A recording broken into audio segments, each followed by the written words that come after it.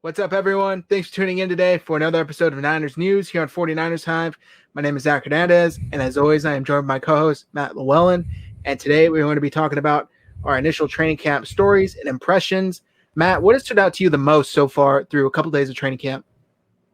Well, listen, there's been a lot of things that have happened more frequently, but what I liked seeing the most, Jimmy G deep ball, baby. He's stepping into his throws again, and I like to see that. Tells me that he has a little bit more confidence in that knee. Again, and I said this all throughout last year, even when he was saying, oh, knee's good, you can tell that it wasn't really that good. And I think it took him being in the playoffs, the Minnesota game in particular, where he took a couple direct shots to that knee, but that brace kept him there. And I think that really was like the aha moment, like, oh, I am going to be okay.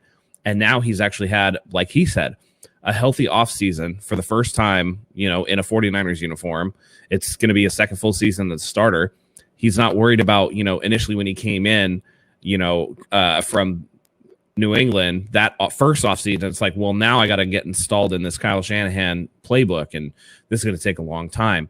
Now he's familiar with the playbook, and those concepts come easier to him. So now he has time to be like, all right, let me look at tape, see what was working, see what wasn't working. And, I've had this debate with people before, and I would see him stand with his base just like slightly open stance, and everything was hips or above when he would throw his deep ball. And it just wasn't accurate. It was bad. And I think the sting of that Super Bowl loss where he overthrew Emmanuel Sanders on that deep ball, I mean, that just, it stings everybody. But he knew he had that one. So I think really when you see that, and everything aligns, it's just, it looks good, man. I saw the two deep balls he threw, one down the left side to Dante Pettis, one to the right side, which was a fantastic one-handed catch by Kendrick Bourne. You love to see it, man. It's certainly exciting because that's kind of been his one area, or his biggest area of weakness, I should say, is his deep ball. He's been inconsistent with it. He's not known to have a strong arm, especially that far down the field. So if he's improving on that, I'm super excited to see what he can do this season. Because like I said, that's always kind of been his biggest area of need to work on. So it's nice to see him improving on that. For me, the thing that I'm kind of most excited to keep an eye on is these receivers. And we just talked about Jalen Hurd, unfortunately, getting injured and not being able to play this year due to a torn ACL. But other guys are stepping up already. I mean, Coach Shanahan said the other day, Kendrick Bourne's been the best receiver out there. Yeah. And he's essentially a veteran now. That's how young this group is. He's one of the vets. So he's out there balling it out, and he's leading. So it's super cool to see. And then not only that, but Brandon Nyuk is coming in, and Coach Shanahan has also said he's ahead of where most rookies are at this point. So you put those two together, and then on top of all of that, you got Trent Taylor returning from injury, and he's balling out. I watched, and take this laugh if you want, but I watched Grant Cohn's kind of Periscope today, and he was talking about how Trent Taylor and that Jimmy Garoppolo connection is just growing. I mean, when Trent was healthy and Jimmy was in there, especially that first 5-game stretch that Jimmy played with the 49ers, Trent was his go-to. It was obvious there's chemistry there, there's a connection there, and it looks like that hasn't changed at all. Did you see the T-shirt that Taylor wore after practice? Yeah, where it was the Kittle Garoppolo one, and he like taped over and put Taylor on it. Like, yeah, I mean, it's all good fun, man, and you love to see it with Taylor. I agree with you. Go ahead, continue. Yeah, and he even said too, on top of all that I'm still Jimmy's favorite target, no matter what George tells you. So I mean, it's hilarious to see, but it's also great to see because this team's having fun, and at the end of the day. Yeah.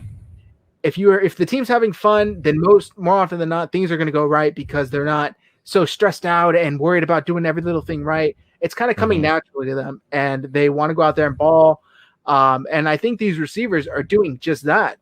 And although it's going to be a big hit not having Jalen Hurd in there, at least I think so, I think there are going to be guys step up and play well enough to where you may not even notice, with all due respect to Jalen Hurd, but you may not even notice that he's there, especially due to the fact that none of us even know what a regular season offense with Jalen Hurd looks like because he's never been there.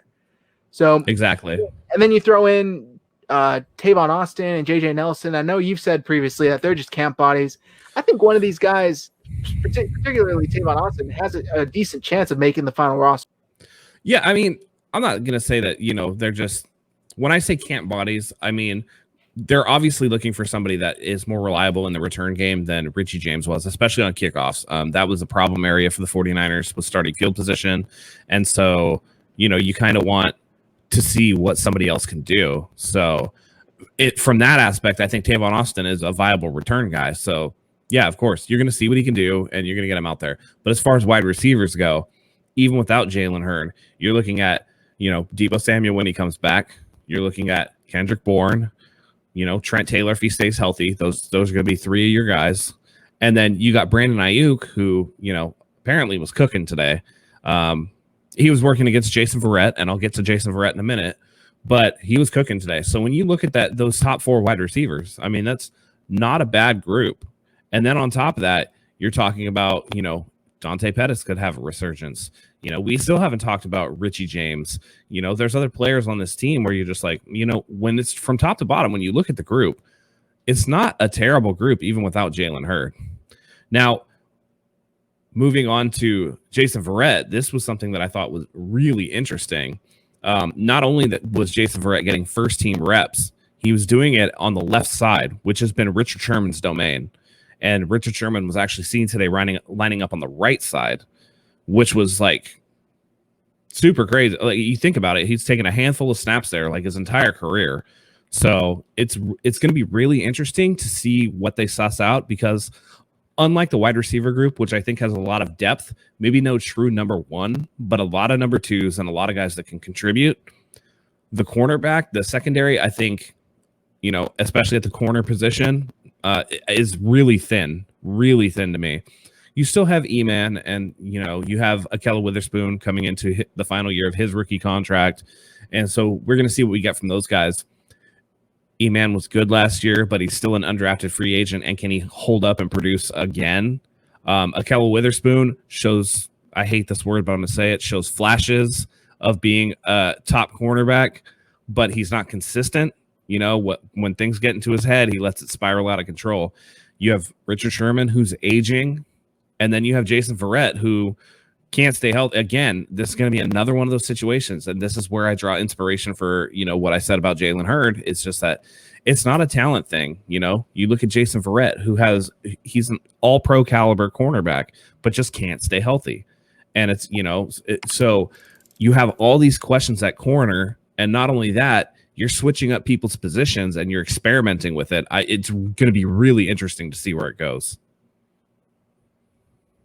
When I saw that report that Verrette was taking starter reps opposite of Sherman on the left side, I think I sent it in the chat, and I was like, holy crap, he's, what is up with this? And you even said yourself, like he's kind of got an unfair shake his whole career up until now. Hopefully he can turn it into something, because the 49ers are desperately praying to Jason Verrette, come through for us. We desperately need a man-to-man corner like you who can come through and play. Mosley can be that guy, but I don't think at the level that they want him, that they need him to be. Right. Sherman's not a man corner. That's very clear. He's only zone. When he gets stuck in man, he gets, I don't want to say exposed, but his weaknesses kind of get exacerbated. So they're not going to ask that of Sherm. I think they're really doing that. Go ahead. Yeah, and that it is an interesting point, because you just wonder if, they're thinking about it in a way that's like, well, do we move Sherman to the opposite side, let Verrette, if he can stay healthy, play on an island, and then rotate safety help to Sherman's side in case, the same thing that happened in the playoffs happens again? Because I don't know enough about the scheme to really say, and I wouldn't want to, put words in Coach Salah's mouth, because I'm sure he has it all planned out. But it looks to me like they're trying to hedge something here, because there's no real reason why Sherman would be doing work on, a side of the field that he never works on. It's kind of weird to me. So it's going to be interesting to see where that goes. I think that's one of the more fascinating aspects of training camp, if not the most exciting aspect. Yeah, it's kind of cooking up all these ideas, getting them out in the field, seeing what works, seeing what doesn't. And if this works, the 49ers are going to have a very interesting looking backfield. And I'm really excited to see if Verrette is able to go out there, because if you got Verrette and Sherm as your two starting corners, and you got Kwan and Mosley playing slot or, backup corner, that's a pretty good defensive backfield right there. Yeah. If Verrette is at the same level that he needs to be starting. But it's just, this is where it all happens, guys. This is where jobs are won, dreams are made, dreams are crushed, whatever the case may be. This is where it happens right now. We're seeing it kind of play out. So it's going to be exciting to see going into the season. But I think that's going to do it for us today, guys. Make sure you follow us on Twitter. Our handles are below on the screen. And make sure you subscribe to the channel, hit that like button, and comment your thoughts below. What are you keeping an eye on this 49ers training camp? And I just want to thank you for tuning in to another episode of Niners News here on 49ers Hive. Go ahead and click the bell for all your notifications. And until next time, go Niners.